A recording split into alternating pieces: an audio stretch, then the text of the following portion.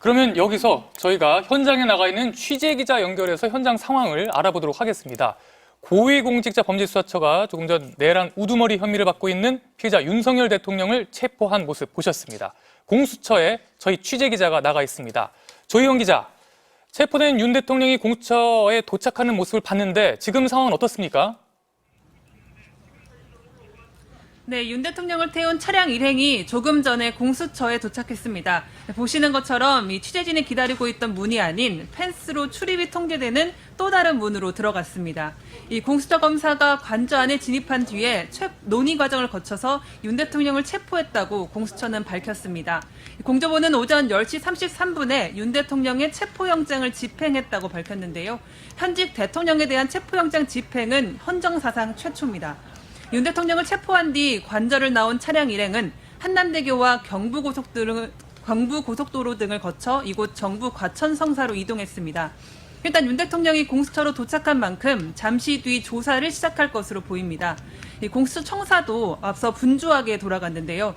대통령 경호처 직원들이 먼저 청사에 도착해서 경호 상황을 챙겼습니다. 공수처 수사팀은 오늘 새벽 4시쯤에 한남동 윤 대통령 관저 앞에 도착해서 체포영장 집행을 시작했는데요.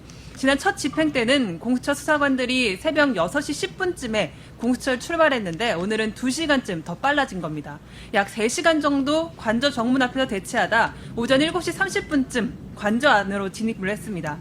경호처가 예상과 달리 강하게 막아서지는 않으면서 윤 대통령의 신병 확보가 수월하게 이루어졌습니다. 네, 오늘 하루 과연 윤 대통령이 체포가 되겠느냐, 체포영장이 제대로 집행되겠느냐, 이게 온 국민의 관심사였는데요. 공수처가 그런데 오늘 오전 9시쯤에 긴급 브리핑을 가졌어요. 그때 공수처가 뭐라고 밝혔습니까?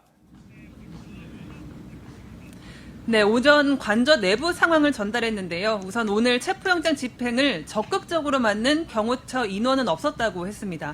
아무래도 공수처 등이 경호처가 과도하게 막을 경우에는 특수공무집행 방해죄에 해당할 수 있다고 한 조치 등이 효과를 발휘한 것으로 보입니다. 공수처는 오늘 영장 집행 당시에 물리적 충돌은 사실상 없었다고 했습니다. 공수처는 윤 대통령 측과의 논의 과정에서도 윤 대통령의 자진 출석을 고려하지 않고 있다고 했는데요. 영장 집행이 목표라는 사실을 재차 밝히기도 했습니다. 특히 어제 정진석 대통령 비서실장이 대안한 제3의 장소 조사, 방문 조사 가능성에 대해서는 그럴 거면 영장 청구도 안 했을 거라며 강경한 입장을 오전에 내비쳤는데요. 결국 공수처가 관저 내에서 윤 대통령을 체포한 것으로 확인됐습니다.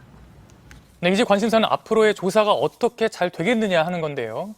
체포영장은 집행이 됐어요. 이제 우선 48시간 동안 조사를 할 수 있는 거죠. 네, 맞습니다. 윤 대통령 체포영장 집행은 법원이 발부한 영장을 공수처 검사가 윤 대통령에게 제시하면서 시작됐고요. 영장 사본을 윤 대통령에게 주고 체포 이유를 설명하고 변호인을 선임할 수 있다고 고지하고 진술 거부권을 안내한 것으로 전해집니다. 윤 대통령은 일단 공수처 청사에서 조사를 받게 되는데요.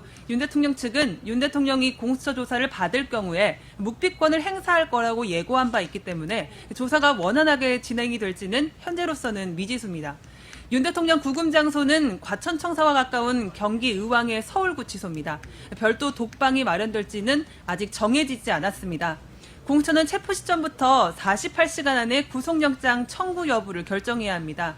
48시간 안에 구속영장을 청구하거나 영장을 청구하지 않으면 석방해야 하는 만큼 고강도 조사를 벌인 뒤에 구속영장을 청구할 것으로 예상됩니다. 이제 공수처가 어떤 내용을 물어볼지도 궁금한데요. 윤 대통령이 앞으로 받게 될 조사에 대해서도 자세히 설명해 주시죠.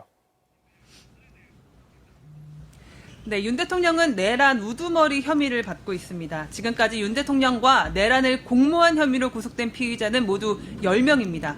이 가운데 김용현 전 국방장관과 여인형, 이진우, 곽종근 전 사령관, 박안수 육군총장, 문상호 정보사령관, 조지호 경찰청장과 김봉식 서울경찰청장은 이미 검찰이 구속 상태로 재판에 넘겼습니다. 사실상 윤 대통령 공소장으로 불리는 김용현 전 국방장관의 공소장에는 이 총을 쏴서라도 문을 부수고 들어가 끌어내라, 문짝을 도끼로 부수고 들어가라는 등 계엄 당일 윤 대통령의 작전 지시 내용이 상세히 기재돼 충격을 주기도 했죠. 하지만 검찰은 12.3 비상계엄 선포 한 달이 지나도록 정작 이번 사태의 정점에선 윤 대통령을 조사하지 못했는데요. 공수처는 검찰 수사를 통해 드러난 진술과 자료 등을 토대로 당사자인 윤 대통령의 혐의를 확인할 것으로 보입니다.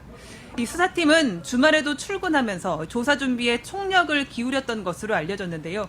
윤 대통령 조사를 위해 준비한 질문지도 최근 200쪽을 넘어선 것으로 파악됐습니다.